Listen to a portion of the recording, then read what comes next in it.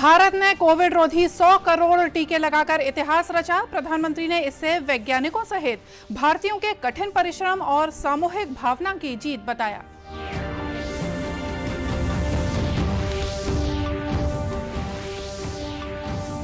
प्रधानमंत्री नरेंद्र मोदी ने कहा है कि सरकार ये सुनिश्चित कर रही है कि नए बनने वाले सभी एम्स में मरीजों के परिजनों के लिए रैन बसेरे हों।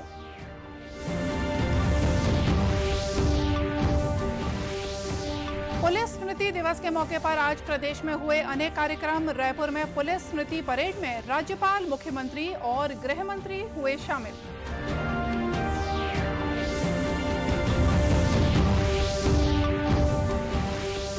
और मुख्यमंत्री भूपेश बघेल ने कलेक्टर कॉन्फ्रेंस में कहा, छत्तीसगढ़ शांति का टापू है, कानून व्यवस्था को बनाए रखना हमारी सर्वोच्च प्राथमिकता।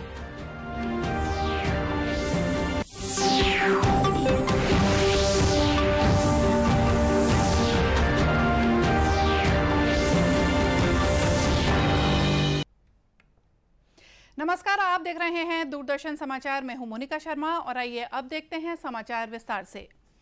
भारत ने 100 करोड़ कोविड रोधी टीकाकरण के आंकड़े को छू लिया है। देश ने यह उपलब्धि आज सुबह ही हासिल की है। विश्व के इस सबसे बड़े टीकाकरण अभियान में देश के 30 करोड़ लोगों का कोविड टीकाकरण पूरा हो चुका है।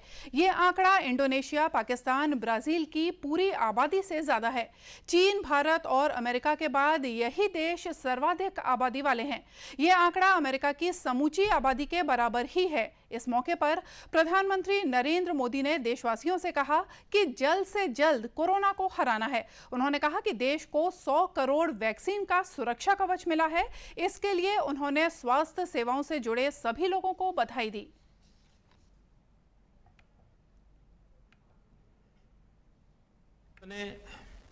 अब से कुछ दूर पहले ही 100 करोड़ वैक्सीन डोज का आंकड़ा पार कर लिया है। 100 साल में आई सबसे बड़ी महामारी का मुकाबला करने के लिए देश के पास अब 100 करोड़ वैक्सीन डोज का मजबूत सुरक्षा कवच है। ये उपलब्धि भारत की है, भारत के प्रत्येक नागरिक की है। मैं देश की वैक्सीन मैन्युफैक्चरिंग कंपनियां, वैक्सीन ट्रांसपोर्टेशन में जुड़े कर्मयोगियां, वैक्सीन लगाने में जुटे हेल्थ सेक्टर के प्रोफेशनल्स, सभी का खुले मन से, हृदय से बहुत बहुत आभार व्यक्त करता हूं। जयपुर के भारतीय आयुर्विज्ञान संस्थान एम्स के director doctor Nitin M Nagarkar ने इस बारे में कहा कि भारत के लिए ये एक बड़ी उपलब्धि है कि यहाँ 100 करोड़ कोविड टीके लगाए जा चुके हैं। उन्होंने कहा कि कोरोना अभी खत्म नहीं हुआ है, इसलिए अभी भी सतर्कता बहुत जरूरी है। उन्होंने सभी लोगों से कोविड के टीके लगाने की अपील भी की। ये जो हमने 100 करोड़ का आंकड़ा पार कर दिया है, ये पहली स्टेप थी और आगे भी हमको अभी भी, क्योंकि खतरा बना हुआ है, कभी भी थर्ड वेव, फोर्थ वेव, इसका एक संभावना हमेशा रहती है। हमने देखा है कि अनप्रेडिक्टेबिलिटी रहती है। कुछ देशों में नए वेरिएंट आ जाते हैं, तो इसलिए बीच बीच में केसेस की संख्या बढ़ जाती है। तो जो भी लोग एलिजिबल है अपना टीकाकरण पूरा कराए, फर्स्ट डोज, सेकेंड डोज जो भी उनका मिलता है उनको अपना सही समय पे लगाएं। भारत में 100 करोड़ कोविड डोज की उल्लेखनीय उपलब्धि हासिल करने के उपलक्ष्य में छत्तीसगढ़ की पुरातात्विक नगरी सिरपुर के ऐतिहासिक स्थल सुरंग टीला को रंग बिरंगी रोशनी से सजाया गया है। गौरतलब है कि भारत में इस साल 16 जनवरी से कोरोना वैक्सीन लगाए जाने की शुरुआत हुई थी। फिलहाल देश में 18 साल से ज्यादा उम्र के सभी लोगों को कोविड का टीका लगाने का मिशन जारी है। देश में आज 100 करोड़ कोविड वैक्सीनेशन पूर्ण होने के मौके पर छत्तीसगढ़ में भी खुशी का माहौल है। भाजपा के नेताओं ने भी अपनी खुशी जाहिर करते हुए इस राष्ट्रव्यापी वैक्सीनेशन को केंद्र सरकार की एक बड़ी उपलब्धि बताया। भाजपा के राष्ट्रीय उपाध्यक्ष और पूर्व मुख्यमंत्री डॉक्टर रमन सिंह आज रायपुर के एक वैक्सीनेशन सेंटर पहुंचे। इस दौरान उन्होंने वैक्सीनेशन को लेकर अर्जित की गई इस बड़ी उपलब्धि पर केंद्र सरकार की प्रशंसा की। डॉक्टर सिंह ने देश की जनता को बधाई देते हुए कहा कि उनकी भागीदारी से ही कोविड वैक्सीनेशन का 100 करोड़ का लक्ष्य भारत ने हासिल किया है।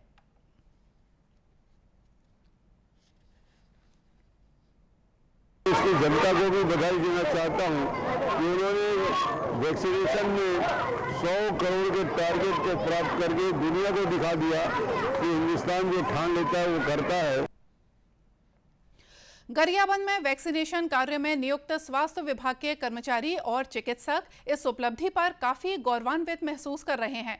सिविल सर्जन LR टंडन के अनुसार संभावित कोरोना की तीसरी लहर से निपटने के लिए देश पूरी तरह से तैयार है।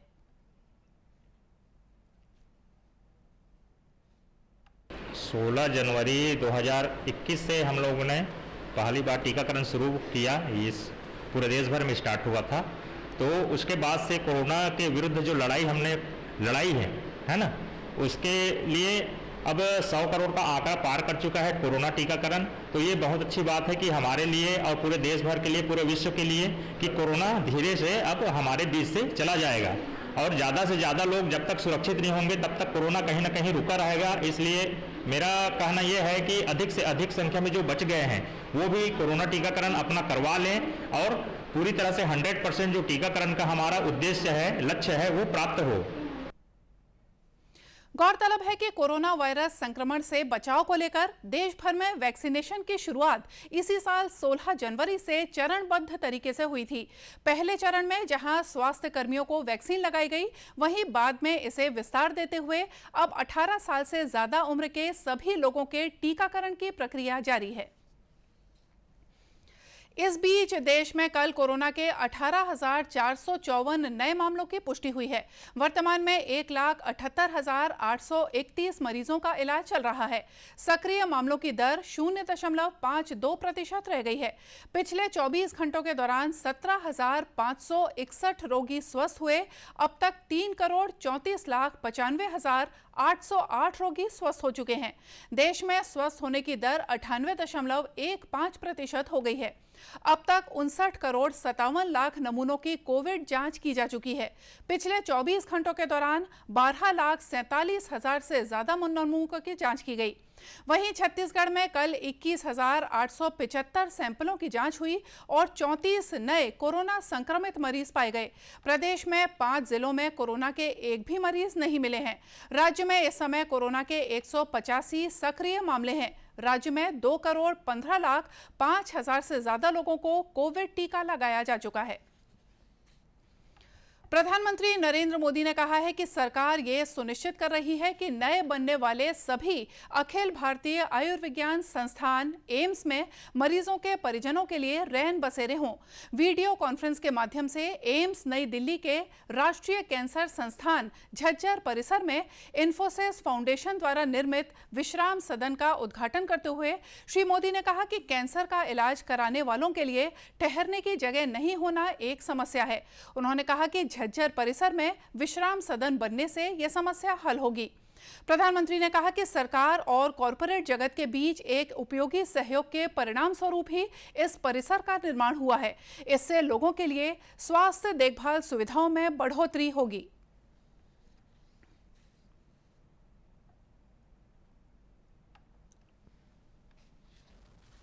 देश की सरकार और कॉरपोरेट वर्ल्ड दोनों की साझा शक्ति लगी है।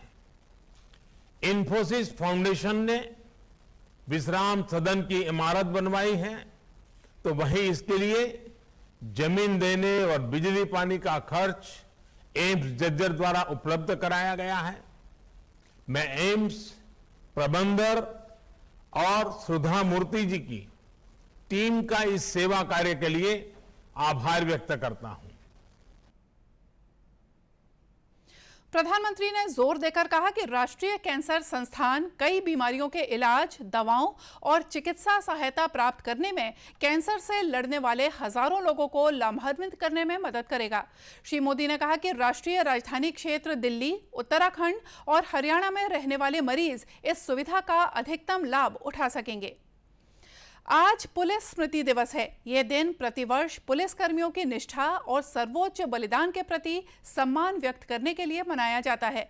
वर्ष 1959 में आज ही के दिन लद्दाख के हॉट स्प्रिंग्स के दुर्गम क्षेत्र में केंद्रीय रिजर्व पुलिस बल के जवानों ने वीरता और बलिदान की गाथा लिखी थी। इस मौके पर आज रायपुर में 4थी वाहिनी सशस्त्र बल परिसर माना कैंप में पुलिस स्मृति दिवस परेड कार्यक्रम आयोजित किया गया। इस कार्यक्रम में राज्यपाल अनुसुईया उइके, मुख्यमंत्री भूपेश बघेल और गृह मंत्री ताम्रध्वज साहू शामिल हुए। इस दौरान 32 शहीद जवानों के परिवारजनों का सम्मान किया गया। कार्यक्रम में राज्यपाल और मुख्यमंत्री ने अपने संबोधन में उन वीर जवानों के शौर्य को याद किया जिन्होंने मातृभूमि की रक्षा के लिए अपना सब कुछ न्यौछावर कर दिया। परिस्थितियों में भी हर चुनौतियों का सामना बहादुरी से किया, चाहे उसके लिए उन्हें अपने प्राणों की आहुति क्यों न देनी पड़ी हो। हमेशा प्रदेश नक्सल समस्या से जूझ रहा है। इन क्षेत्रों में तैनात हमारे जवान बड़े ही साहस के साथ नक्सलियों का सामना करते हैं। सही मायने में उन क्षेत्रों में विकास की अलख जगाने के साथ साथ वहां के भटके हुए लोगों को मुख्य धारा से जोड़ने का भी कार्य करते हैं। पुलिस बल के जवानों ने चीनी आक्रमणकारियों का अत्यंत शौर्यपूर्वक मुकाबला किया। 21 अक्टूबर 1959 को इस मुठभेड़ में 10 जवानों की शहादत ने एक इतिहास रचा गया। यह घटना पुलिसिंग के कर्तव्यों और अंतहीन चुनौतियों की एक मिसाल है, जिसकी यादों को चिरस्थायी बनाए रखने के लिए 21 अक्टूबर को पुलिस स्मृति दिवस मनाया जाता है। वहीं कोरिया जिला मुख्यालय बैकुंठपुर में भी आज पुलिस स्मृति दिवस मनाया गया। कार्यक्रम में कोरिया जिले के 5 शहीद जवानों के परिवारजनों को विधायक अंबिका सिंह देव, जिला सत्र न्यायाधीश आनंद कुमार ध्रुव और एसपी संतोष सिंह ने शॉल और श्रीफल देकर सम्मानित किया। कोरिया के पुलिस अधीक्षक संतोष सिंह ने बताया कि वर्ष 2020-21 में छत्तीसगढ़ में 31 जवान अपने कर्तव्यों का पालन करते हुए शहीद हुए हैं। आज का दिन ऐसे जवानों को श्रद्धांजलि अर्पित करने का है। पूरे देश भर में 377 पुलिस के जवान जो हैं वो अलग अलग राज्यों में अलग अलग संस्थाओं में शहीद हुए हैं और छत्तीसगढ़ की बात करें तो यहाँ से भी 31 पुलिस जवान 2020-21 की अवधि में शहीद हुए हैं। आज का दिन उन सभी शहीद जवानों और उनके परिजनों के लिए खास है। शहीद जवानों को हम श्रद्धांजलि अर्पित करते हैं और जो उनके परिवार हैं उनके प्रति भी ये कृतज्ञता ज्ञापित करने का दिवस होता है। वहीं महासमुंद में पुलिस स्मृति दिवस के मौके पर पुलिस लाइन में एक कार्यक्रम का आयोजन हुआ। इस मौके पर पुलिस अधीक्षक दिव्यांग पटेल ने देश के लिए अपने प्राण न्यौछावर करने वाले 377 वीर जवानों का उल्लेख किया और उन्हें श्रद्धांजलि दी। बॉर्डर पर हुए शहीदों की याद में प्रतिवर्ष 21 अक्टूबर को ये दिन मनाया जाता है, जिसमें हमारे जिले से जो भी शहीद हुए हैं, साथ में पूरे देश में जहाँ पे भी कोई शहीद हुआ है उन सबके नाम पढ़े जाते हैं और उन सबको विनम्र श्रद्धांजलि दी जाती है। आज पुलिस लाइन महासमुंद में उन सभी शहीदों को विनम्र श्रद्धांजलि देते हुए शहीद दिवस किया गया है। कार्यक्रम में संसदीय सचिव विनोद चंद्राकर सहित पुलिस अधिकारी और सेना के सेवानिवृत्त जवान मौजूद थे।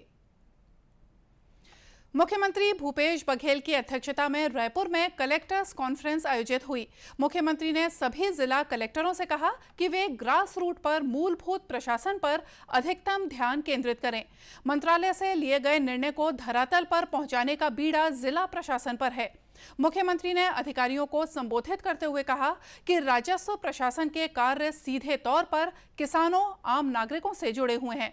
जिला प्रशासन इसे सर्वोच्च प्राथमिकता दे। शासन और प्रशासन के मध्य परस्पर संवाद आवश्यक है। मुख्यमंत्री ने कहा कि कानून व्यवस्था की जिम्मेदारी जिला दंडाधिकारी की है। जिला दंडाधिकारी को टीम लीडर के रूप में कार्य करना है। उन्होंने कहा कि कानून व्यवस्था की निरंतर निगरानी सुनिश्चित करते हुए सोशल मीडिया के माध्यम से से फैल रही अफवाह और दुष्प्रचार का कठोरता से खंडन जरूरी है। मुख्यमंत्री ने कहा कि प्रशासन की सजगता से ही कानून व्यवस्था की स्थिति बेहतर हो सकती है। छत्तीसगढ़ शांति का टापू है, कानून व्यवस्था को बनाए रखना हमारी प्राथमिकता है। सोशल मीडिया पर उचित पर्यवेक्षण जरूरी है। सूचना ही शक्ति है। जिला प्रशासन का सूचना तंत्र सुदृढ़ किया जाना बहुत जरूरी है।